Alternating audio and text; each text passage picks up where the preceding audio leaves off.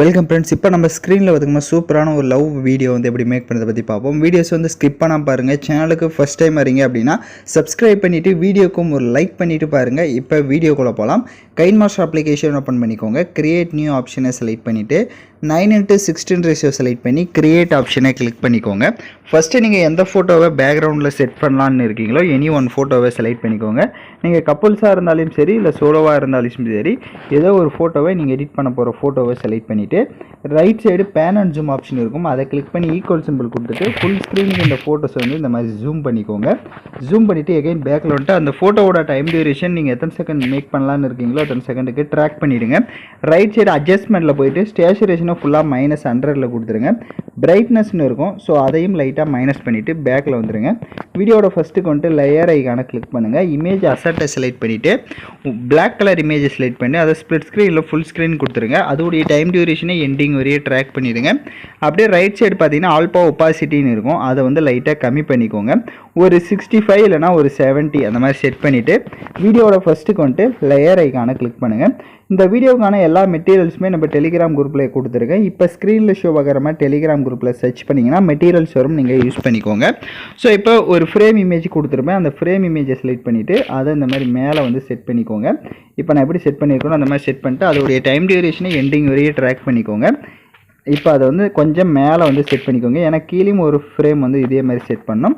இப்போ left side 3 டாட்டை click பண்ணி அந்த ஃப்ரேமை டூப்ளிகேட் எடுத்து அதை கீழே இந்த மாதிரி கார்னர்லேயே செட் பண்ணுங்கள். ஸோ கீழே நான் எப்படி செட் பண்ணியிருக்கேனோ இதையும் இந்த இடத்துல இந்த மாதிரி செட் பண்ணிடுங்க. வீடியோட ஃபஸ்ட்டுக்கு வந்துட்டு லேயர் ஐக்கானை கிளிக் பண்ணிட்டு இப்போ அதில் வந்து நம்ம ஃபோட்டோஸை வந்து ஆட் பண்ணிக்கலாம். ஃபஸ்ட்டு நீங்கள் எடிட் பண்ண போகிற எனி ஒன் ஃபோட்டோவை செலக்ட் பண்ணிக்கோங்க. அதோடைய டியூரேஷனை எண்டிங் வரையே ட்ராக் பண்ணிவிட்டு அதோட சைஸை வந்துட்டு கிராப்பிங் ஆப்ஷனில் போயிட்டு கரெக்டாக ஸ்கொயர் ஷேப்புக்கு வந்து கிராப் பண்ணிவிட்டு கரெக்டாக அந்த ஃபோட்டோவை பேக்ரவுண்டில் பார்த்தீங்க அப்படின்னா உங்களுக்கு ஃப்ரேம் வந்து ஷோ ஆகும். அந்த ஃப்ரேம்குள்ளே கரெக்டாக இருக்கிற மாதிரி வந்து செட் பண்ணுங்கள். ஸோ அந்த ஃப்ரேமுக்கிட்ட இந்த மாதிரி செட் பண்ணிவிட்டு லெஃப்ட் சைட் 3 டாட்டை கிளிக் பண்ணி சென்ட் டு பேக்வேர்டு கொடுத்துட்டிங்கன்னா ஒரு 2 டைம்ஸ் சென்ட் டு பேக்வேர்டு கொடுத்தீங்கன்னா கரெக்டாக உங்களுக்கு செட் ஆகிடும். இப்போ அந்த ஃப்ரேம் அளவுக்கு கரெக்டாக உங்களோட ஃபோட்டோஸ் வந்து நீங்கள் ஜூம் பண்ணிக்கோங்க. எக்ஸ்ட்ரா இருக்குது அப்படின்னா கிராப்பிங் ஆப்ஷனில் போயிட்டு கரெக்டாக வந்துட்டு கிராப் பண்ணிக்கோங்க.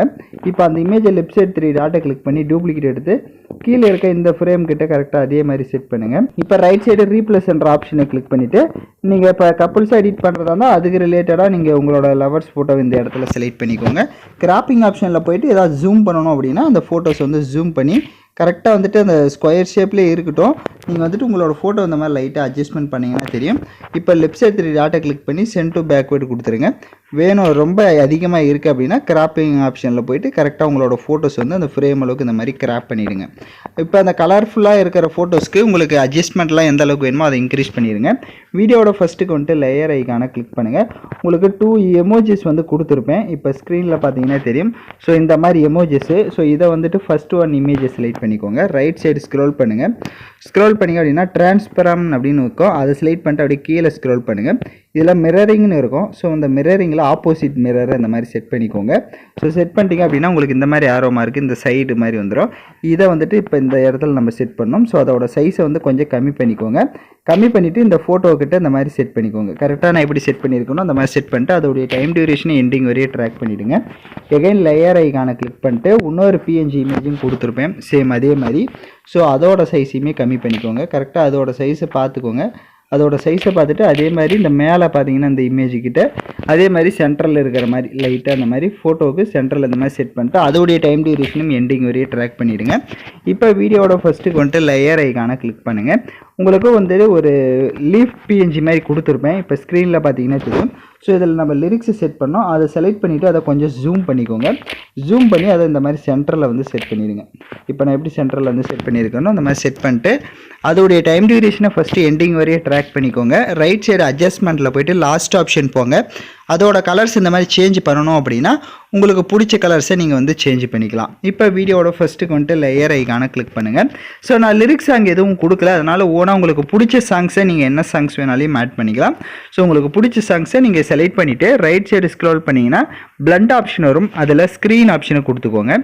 ஸ்க்ரீன் ஆப்ஷன் கொடுத்துட்டு இப்போ அந்த லிரிக்ஸ் வந்துட்டு லைட்டாக அந்த இதுக்குள்ளே அந்த லீஃப்குள்ளே தெரியும். ஸோ அதை ஏற்றுக்கு மாதிரி நீங்கள் லைட்டாக ஜூம் பண்ணிட்டீங்க அப்படின்னா உங்களுக்கு கரெக்டாக அதில் வந்து ஷோ ஆகும்.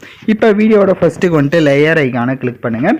உங்களுக்கு லைட் எஃபெக்ட் வீடியோவும் கொடுத்துருப்பேன். ஸோ அந்த வீடியோவும் செலக்ட் பண்ணிக்கோங்க. இப்போ அந்த வீடியோவை செலக்ட் பண்ணிட்டு அதில் இருக்க ஆடியோவை மியூட் பண்ணுங்கள். அப்படியே பேக்கில் வந்துட்டு ஸ்ப்ளிட் ஸ்க்ரீனில் ஃபுல் ஸ்க்ரீன் கொடுத்துருங்க. எகைன் பேக்கில் வந்துட்டு ரைட் சைடு ஸ்க்ரோல் பண்ணிங்கன்னா பிளண்ட் ஆப்ஷன் வரும். அதில் ஸ்க்ரீன் ஆப்ஷனை கொடுத்துட்டு இப்போ நீங்கள் லைட்டாக மூவ் பண்ணி பார்த்தீங்க அப்படின்னா உங்களுக்கு வீடியோ வந்து சூப்பராக லவ்லியாக வந்து மேக் பண்ணியிருக்கலாம்.